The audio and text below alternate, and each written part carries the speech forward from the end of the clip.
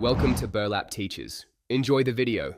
You start by confirming you have admin or root rights and that the service you'll test is ready. This matters because binding to loopback often needs elevated access.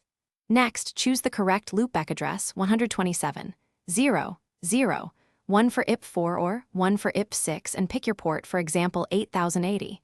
Once done, edit the service configuration to bind explicitly to 127.0.0.1.8080. This ensures the service listens only locally, preventing external access while you test functionality.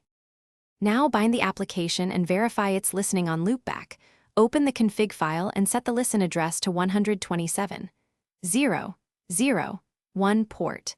Then make a local request, use curl or a browser at http://127.0.0.1 port or telnet to the port to confirm response.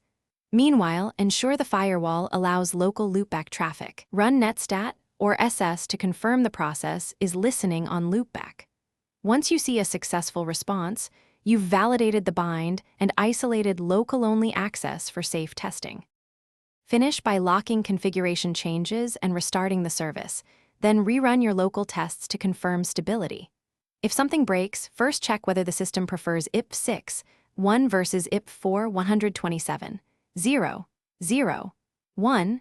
Verify /etc/hosts entries and read the application logs for binding errors.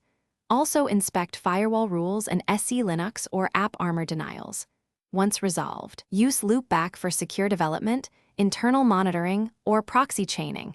Just make sure to switch to appropriate.